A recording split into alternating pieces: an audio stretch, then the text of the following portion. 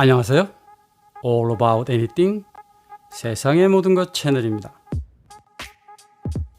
자, 이제 뉴욕시도 30도를 오르락 내리락 끓이는 한여름이 시작되고 있는 것 같습니다. 롱아일랜드를 출발 맨하탄까지 달리면서 2단계 경제 오픈 후 모습을 확인해 보도록 하겠습니다. 현재 보시는 것처럼 교통체증도 다시 코로나19가 발생하기 이전의 상태로 되돌아가고 있는 모습입니다. 제2차 경제 오픈이 실시된 이후 과연 경제는 살아나고 있는지, 코로나19의 상태는 점점 감소하고 있는지 그에 대해서 알아보고자 합니다.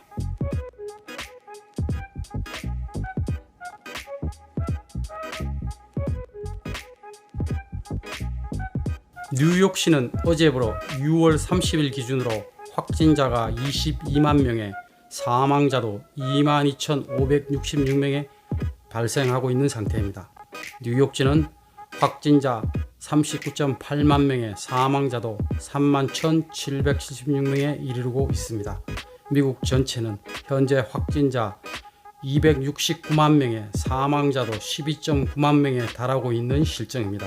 결국 현재 상태로 본다면 결코 감소하고 있는 상태가 절대 아닌 것 같습니다.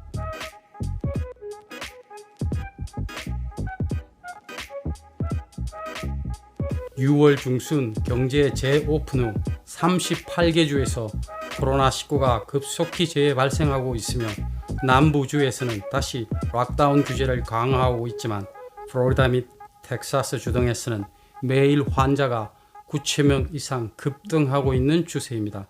실제 플로리다주에서는 해변가에서 마스크도 없이 지금 보시는 것처럼 많은 분들이 모여서 일광욕을 즐기고 있어서 그로 인해서 젊은 층의 감염이 폭등하고 있어서 그 젊은 층으로 인한 노년층의 사망자가 급등하고 있는 상태입니다. 현재 이미 몇 주 전부터 오픈되어 있던 식당이나 주점 그리고 술집 등을 다시 재규제를 강화해서 다시금 문을 닫고 있는 상태이긴 하지만 플로리다나 텍사스의 경우는 그 환자 수의 급증이 정말로 심각한 상태로 돌입하고 있습니다. 실제 환자 수가 감소하는 주는 로드아일랜드 주와 커네티컷 주가 유일한 두 주로 존재할 뿐입니다. 교포들이 가장 많은 캘리포니아에도 다시 환자 수가 급증하고 있어서 새로운 규제를 논의하고 있는 상태입니다. 전체 50개 주에서 2개의 주를 제외하고 나머지 현재 48개 주에서 급등을 하거나 소수의 인원이 늘어나고 있는 상태이지만 과연 이 상태가 앞으로 어떻게 전개될지는 눈에 보듯이 뻔한 사실인 것 같습니다. 그럼에도 불구하고 트럼프 정부는 현재 어떤 대안을 마련하지 못하고 있는 상태이며 오로지 11월 대선에 몰입하고 있는 상태에서 과연 앞으로 어떻게 이 사태가 전개될지 귀추가 주목되는 상황입니다. 현재 뉴욕, 뉴저지, 커네티컷 3개 주는 다시 코로나19가 창궐하는 남부주 및 북부 일부주 16개 주에 관해서 주민들이 이 3개 주를 방문 시 반드시 14일간 자가격리나 시설격리를 하도록 조치하고 있습니다. 이 3개 주의 주민들이 16개 주를 방문 후 집으로 돌아오셔도 동일하게 14일간 자가격리를 실행하셔야 합니다. 위반 시에는 벌금을 받으시게 되어 있습니다. 설사 벌금을 받지 않더라도 도덕적인 면에서 반드시 자가격리를 실시해야 할 것 같습니다.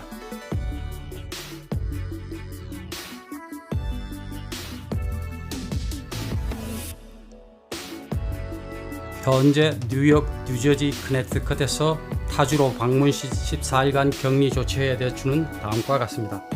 알라바마, 아르칸사, 아리조나, 캘리포니아, 플로리다, 조지아, 아이오와, 아이다호, 루지아나, 미시시피, 노스캐롤라이나, 네바다, 사우스캐롤라이나, 테네시, 텍사스, 유타주 16개 주가 되겠습니다. 16개 주를 방문하신 후에는 반드시 14일간 자가격리를 실시하셔야 됩니다.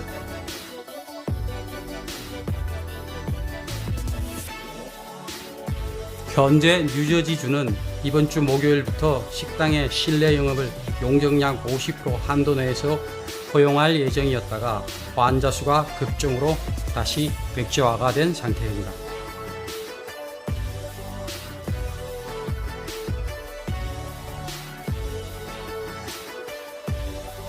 플로리다와 텍사스주는 술집이나 체육시설 등의 오픈을 다시 규제를 적용하고 있지만 이미 급속도로 늘고 있는 환자 수를 감당 못하고 있는 상태입니다. 플로리다주는 현재 매일 9,000명씩 환자가 급증하고 있고 텍사스주는 매일 6,000명 가까이 환자가 급증하고 있는 실정입니다.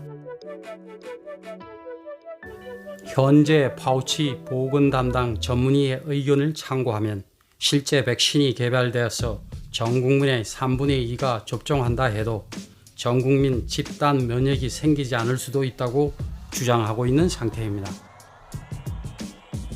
결국 백신의 개발이 묘연한 현재 상태에서도 조차 미래가 불확실한 상황에서 실제 백신이 개발된다 하더라도 그 결과는 결코 안정화될 수 있는 상태가 아닌 것 같습니다.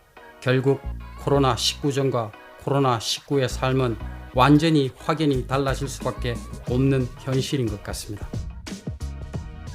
파우치 보건의는 또한 지금식으로 방역을 유지한다면 하루 감염자가 10만 명 이상이 나오는 것도 그리 놀랄 만한 일이 아닐 수도 있다고 주장하고 있는 상태입니다. 이러한 악조건의 상황 속에서도 우리의 트럼프 대통령은 이런 모든 사실에 관심을 버리고 현재 11월 재선의 모든 영역을 다 강화시키고 있는 상태라서 과연 이 상태가 앞으로 어떻게 전개될지, 모든 국민들의 건강은 어떻게 될지 정말 건강이 중요한 이 시기에 한심할 따름입니다. 더불어 현재 중국에서는 신종 돼지 독감 바이러스가 돼지 사이 감염을 넘어서 인간에게 전염되어서 새로운 문제로 야기되고 있는 것 같습니다. 현재 돼지와 인간 간의 전염은 확인이 되고 있지만 사람과 사람 간의 전염에 대해서는 중국 정부가 이렇다 할 발표를 하지 않고 있는 상태입니다. 과연 이것마저 새로운 신종 독감 바이러스로 나온다면 올겨울은 정말 최악의 겨울, 모든 인류가 최후의 수단을 방지할 수 없는 그런 사태가 다시 다가올 것 같아서 정말 급정이 앞서는 겨울이 다가오고 있는 것 같습니다. 이미 겨울을 맞이한 호주의 경우는 다시 코로나19가 창궐하고 있는 지역이 발생하고 있는 것을 보면 미국 또한 이번 겨울은 피해갈 수가 없을 것 같습니다. 구독, 시청 감사합니다. 바이바이.